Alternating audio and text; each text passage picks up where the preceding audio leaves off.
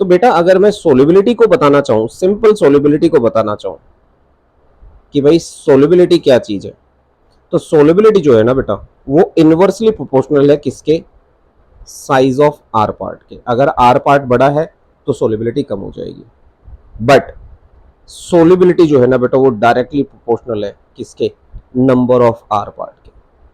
जितने ज्यादा are part होंगे यानी कि डिग्री, तो यानी कि यहां पर हम कह सकते हैं कि थर्ड डिग्री की सोलिबिलिटी ज्यादा होगी 2 डिग्री से, 2 डिग्री की सोलिबिलिटी ज्यादा होगी बेटा 1 डिग्री से। क्यों?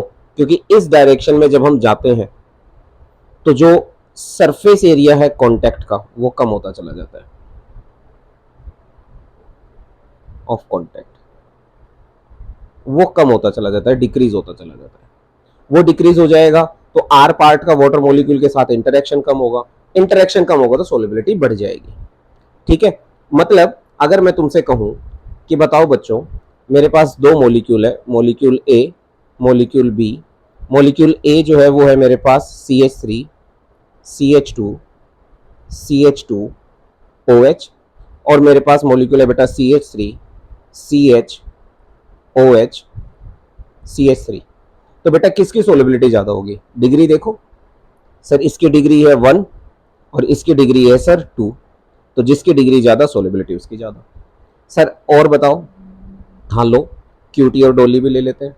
अगर मान लो सर ने लिया सी कंपाउंड CH3 CH2 CH2OH, और सर ने कंपाउंड लिया D CH3 CH2 CH2 CH2OH। अब यहाँ नंबर ऑफ कार्बन 3 है, यहाँ नंबर ऑफ कार्बन 4 है। कार्बन नंबर अगर ज्यादा हो गया यानी कि आर पार्ट अगर बड़ा हो गया तो सोलिबिलिटी क्या हो जाएगी बेटा, कम।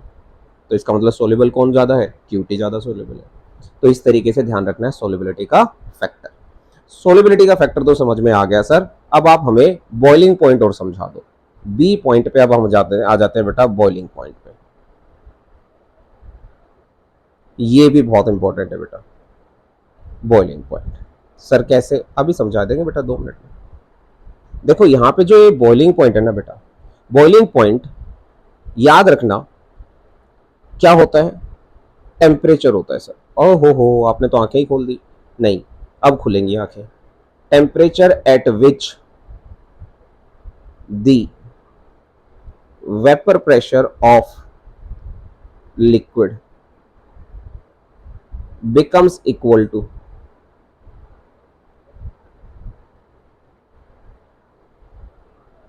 atmospheric pressure।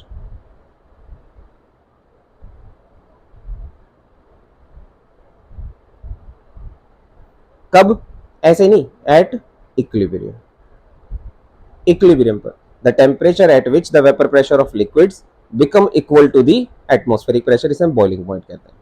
यहां पर क्या मीनिंग है सर बॉइलिंग पॉइंट का और कैसे रिलेटेड है, कुछ बातें बताऊंगा, ध्यान देंगे। जो बॉइलिंग पॉइंट होता है बेटा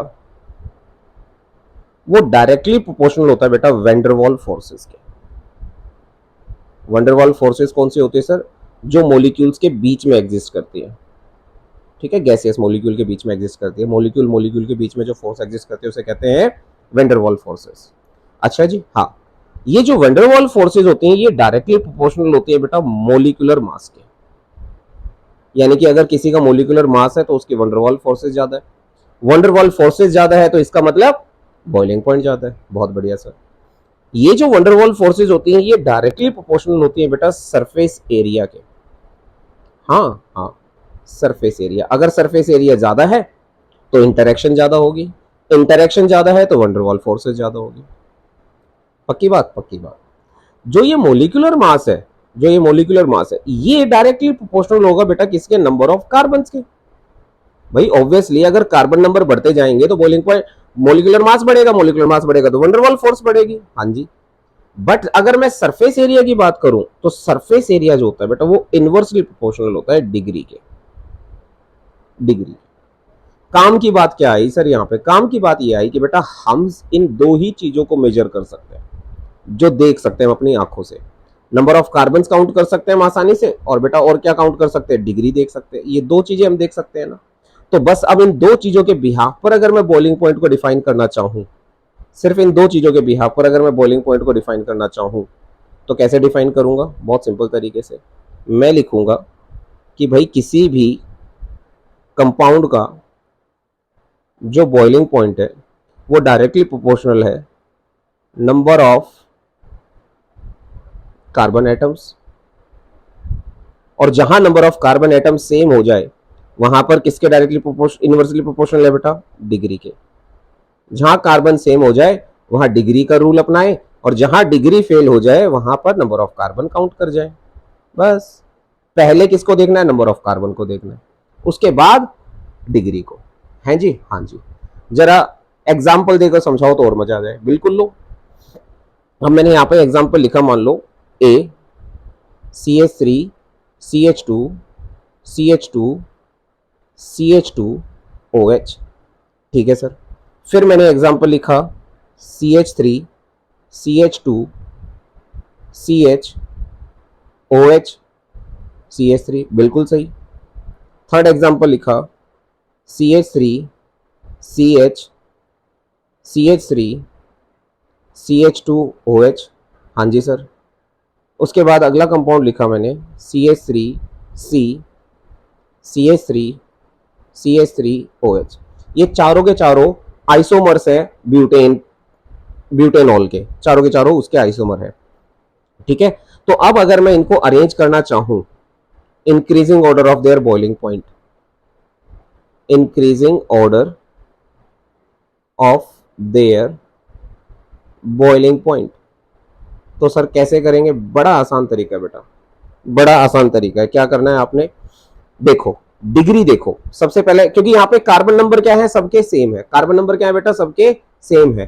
तो डिग्री देख लो, इसकी डिग्री क्या है सर? प्राइमरी, बहुत बढ़िया। इसकी डिग्री क्या है सर? सेकेंडरी, बहुत बढ़िया। इसकी डिग्री क्या है? इसकी भी सर प्राइमरी है।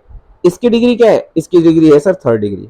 लेकिन जो ये प्राइमरी डिग्री का तुम्हें दिखाई दिया ना बेटा, इस प्राइमरी डिग्री में आपको और क्या दिखाई दे रही है साथ में? सर ब्रांचिंग दिखाई दे रही है। ब्रांचिंग आने से बॉइलिंग पॉइंट क्या हो जाता है? कम। ब्रांचिंग आने से बॉइलिंग पॉइंट क्या हो जाता है? कम। तो ये 1 डिग्री है, बट ये मॉलिक्यूल कैसा है बेटा? लीनियर है, इसमें कोई ब्रांचिंग नहीं है। तो जहां ब्रांचिंग नहीं हुआ बॉइलिंग पॉइंट क्या होगा बेटा? ज्यादा। तो डिग्री के पहले तो डिग्री देख लो, डिग्री इसकी थर्ड डिग्री है, तो थर्ड डिग्री का बॉइलिंग पॉइंट तो सबसे कम होगा। इंक्रीजिंग ऑर्डर में लगाना है तो सर सबसे पहले आप डी लिख लो, बात खत्म। उसके बाद सर आप आंख बंद करके बी लिख लो, बात खत्म। पंगा आ गया सर ए और सी का, अनीता का और क्यूटी का। तो अनीता और क्यूटी के अंदर बॉइलिंग पॉइंट किसका ज्यादा होगा बेटा?